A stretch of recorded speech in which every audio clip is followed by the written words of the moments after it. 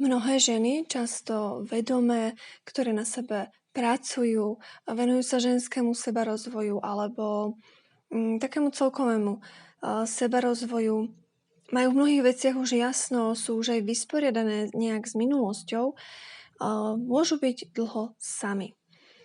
Je to aj môj prípad a vždy sa tak nad tým zamýšľam a dnes prišiel ku mne taký vhľad, že na to dobré sa zaprvé čaká a nie každý, ale teda mnoho žien to tak dneska má, aj mužov. A ono to má vždy svoj dôvod, nejakú príčinu. Veľa sa hovorí o tom, aby sme si vyliečili staré zranenia.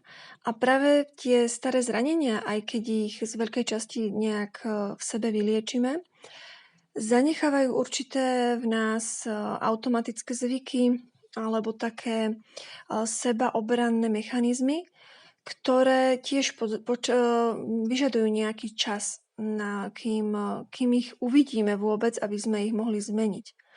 A dôležité je to povedať, že niekedy si už myslíme, že sme pripravené na to randenie, na spoznávanie nových mužov, ale stále máme v hĺbke sebe nejaké hlboké potlačené strachy, ktoré si už ani nechceme pripustiť. A tieto strachy spôsobujú to, že vlastne sabotujeme stretnutie s tým pravým mužom alebo s tým vhodným partnerom. Respektíve my to podvedome sabotujeme.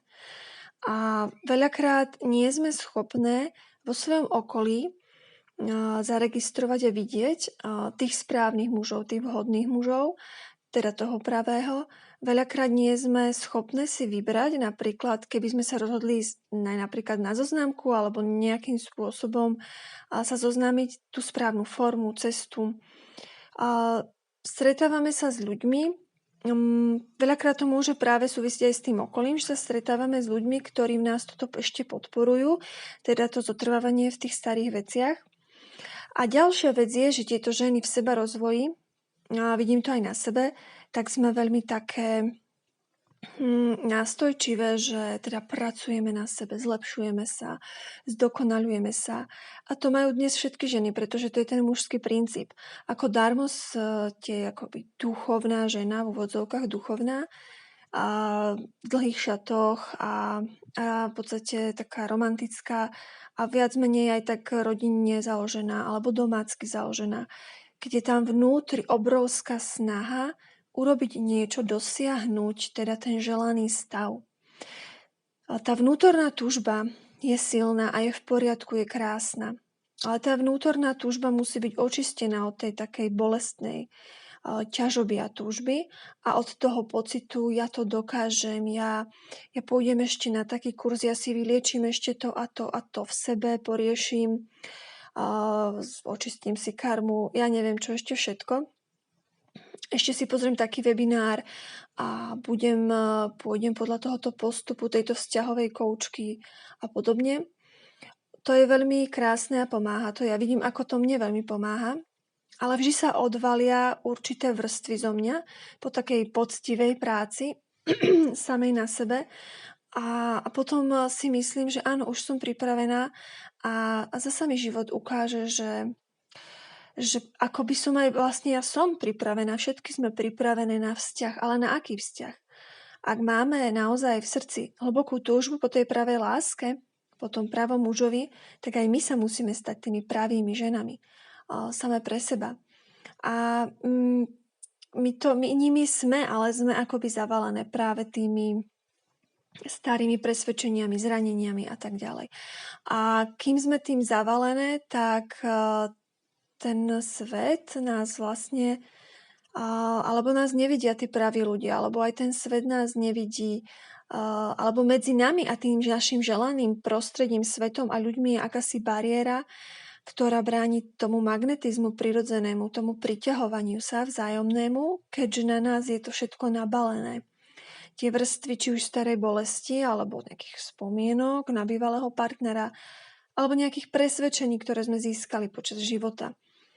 A Dnešná doba je ešte v tom aj taká prísna, oveľa prísnejšia ako predchádzajúce roky, že od nás žien už na tej akoby vedomej ceste vyžaduje, nechcem povedať, že dokonalosť, to nie, ako by som to naozaj tú čistotu toho vedomia, tých zámerov, čistotu zámerov, to je najlepšie.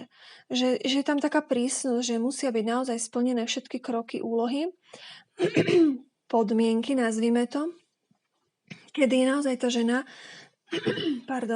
pripravená vstúpiť do toho vzťahu s tým čistým štítom, aby tam naozaj bol priestor pre tú veľkú, plnú lásku, aby to srdce mohlo byť úplne zaplavené láskou, aby tá žena vedela dať tú lásku z celého srdca.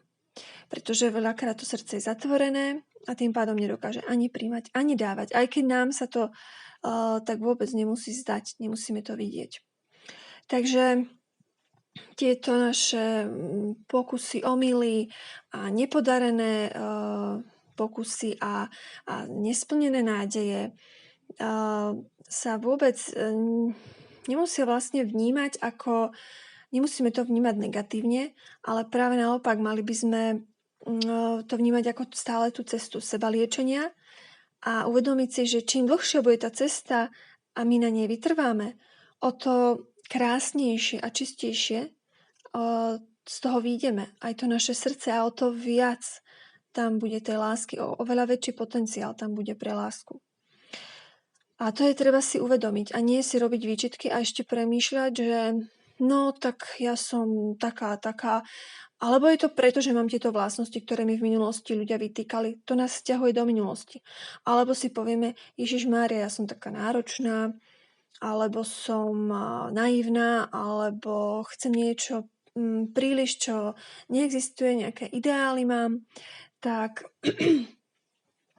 toto všetko sú také pasce, ktoré nás zasa vrhajú do negatívneho myslenia.